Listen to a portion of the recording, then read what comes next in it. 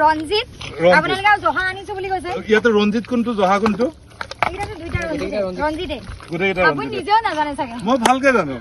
এইফালে আছে আমাৰ বিতু সোণোৱাল তেখেতৰ এইটো কেমেৰা ঘূৰাই দিয়ক বিতু সোণোৱাল অলপ লাজ কৰিছে বিতু সোণোৱাল ইয়াৰ আগতে কা আন্দোলনত 17 মাহ জেল খাইছিলে তেওঁৰ এটা পৰিচয় আছিলে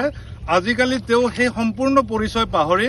তেতিয়া বৰ্তমান এটাই চাকৰি এও ডক্টৰ জ্ঞানশ্ৰী বৰাৰ গিৰিয়েক এতিয়া আমাৰ দুই খেতিয়ক আহিছে আমি একেলগে পথাৰত খেতি ৰুম হা যদিও খেতিৰ বিষয়ে লোকে একোৱেই নাজানে আপোনালোক জানা মানুহখিনি আগবাঢ়ি আহক যদিও আমাৰ বানপানীত বহুত বস্তু নষ্ট হৈছে ক্ষয় ক্ষতি হৈছে আমি জীৱনটোতো আকৌ আগবঢ়াই লৈ যাবই লাগিব গতিকে আমি কান্দি কান্দি নহয় হাঁহি ধেমালিৰ মাজেৰে নিজৰ কামখিনি আগবঢ়াম বুলি ভাবিছো ডক্টৰ ইজুমনি আপুনি কি ক'ব কওক আচলতে মানে শিৱসাগৰ চৰাইদেউ যোৰহাট যিহেতু চৰকাৰখনতকৈ আগতে সাধাৰণ ৰাইজে বিভিন্ন জিলা সাধাৰণ ৰাইজে আমাৰ যে ৰিলিফ আচলতে পাব লাগে মানুহৰ খাদ্য সামগ্ৰী পাব লাগে থাকিবলৈ আঁঠুৱা পাব লাগে বিচনা পাব লাগে ঘৰ বনাব লাগে সকলো ইতিমধ্যে চৰকাৰতকৈ আগে ৰাইজে কৰি দিলে সেইটোৱে আচলতে অসমীয়া মানুহৰ এটা মৰম আৰু প্ৰীতি কিন্তু দ্বিতীয় কথাটো হ'ল যে যিখিনি মাটি এতিয়া শুকাই গৈছে পানীৰ পৰা পানী আঁতৰি গৈছে সেইখিনি মাটি আমি ৰুব লাগিব কাৰণ ৰিলিফটোৱে আমি খুব বেছি 1 মাহ দিন খাম কিন্তু আমি বছৰ জুৰি খাব লাগিব চৰকাৰলৈ আশা কৰি লাভ নাই চৰকাৰে 15,000 দিছে ধনী ধনী মানুহবিলাকৰ ঘৰত সোমাইছে ৱাৰ্ড মেম্বাৰে খেলি মেলি কৰি তেওঁলোকৰ মানুহৰ মাজত সোমাইছে কিন্তু আমাৰ খাতি অসমীয়া খেতিয়কসকলে খাব লাগিব সেইবাবে আজি যি এই কঠীয়া ৰোপণ আজি যিখিনি মাটি ইতিমধ্যে চন পৰি গৈছে কঠীয়াখিনি মাৰি পেলালে সেই মাটিখিনি ৰুবলৈ বৰপেটা বাক্সা জিলাৰ পৰা যিসকল সতীৰ্থ আহি পেলাই আমাৰ মৰিয়ানী সমষ্টিৰ জ্ঞানশ্ৰী বৰা সহায় কৰিবলৈ আহিলে তেওঁলোকক অশেষ ধন্যবাদ জ্ঞাপন কৰিছো আকৌ নতুন প্ৰজন্মলৈ আহ্বান জনাইছো আমি খেতি কৰিব লাগিব অসম এখন কৃষি প্ৰধান দেশ গতিকে আমি কৃষিৰ জৰিয়তে আমি উন্নতি কৰিব লাগিব গতিকে নতুন প্ৰজন্ম আপুনি কৃষি কামতকে লেকচাৰটো বহুত বেছি দি দিলে এতিয়া আলামিনে আপুনি কওকচোন এতিয়া কি কৰা যায় না এতিয়া আমি কঠীয়া ৰুম সকলোৱে কঠীয়া ৰুবলৈ ৰুব এতিয়া আমি কঠীয়া ৰুম আচল খেতিয়ক এই লোক এই যে কামটো কৰি আছে দেখাইছেন নাই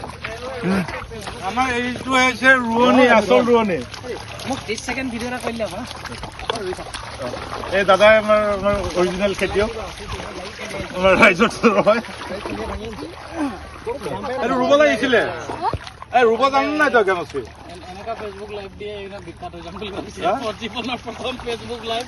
আৰু তেওঁ কি কঠীয়াটো লৈ আহিছে বৰপেটাৰ পৰা কঠীয়াটো লৈ আহিছে লগত মানে ফেচবুক লাইভ পৰা মানুহ লৈ আহিছে যাতে প্ৰচাৰ ভালকে হৈ থাকে বিতু সোণোৱাল আগতে খুব ভাল ল'ৰা আছিলে চশমা পিন্ধাৰ পিছৰ পৰা যিসকলে তেওঁক চিনি পায় তেওঁৰ ব্যক্তিত্বৰ এটা সমূলি পৰিৱৰ্তন ঘটিছে জ্ঞানশ্ৰী কি কোৱা তুমি এই বিষয়ে থেংক ইউ জ্ঞানশ্ৰী ৰুচোন তাই বিতু ৰু যিয়ে নহওক এতিয়া আমাৰ মানে ক'ব লগা মূল কথা এটাই আমি হাঁহি ধেমালি যথেষ্ট কৰিলো কিন্তু কথাটো হৈছে যে এই যিটো উজনি অসমত বানপানী হৈছে এই বান প্ৰাকৃতিক বান নহয় এই বান মানে মানুহে সৃষ্টি কৰা বান এই বান চৰকাৰে আৰু লোভীয়া মানুহবিলাকে সৃষ্টি কৰা বান ইয়াৰ ফলত মানুহৰ যি অভাৱনীয় ক্ষতি হৈছে মানুহবিলাকৰ 20 বছৰলৈকে পিছুৱাই গৈছে সমস্ত জীৱনৰ সমস্ত সঞ্চিত পইচাৰে তিলে তিলে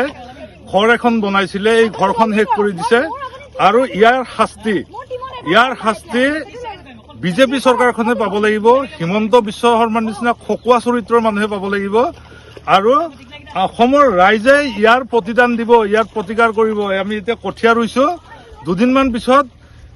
বিজেপি চৰকাৰখন আমি কেনেকৈ ওফৰাব পাৰোঁ কাৰণ এই বিজেপি চৰকাৰখন থকা মানে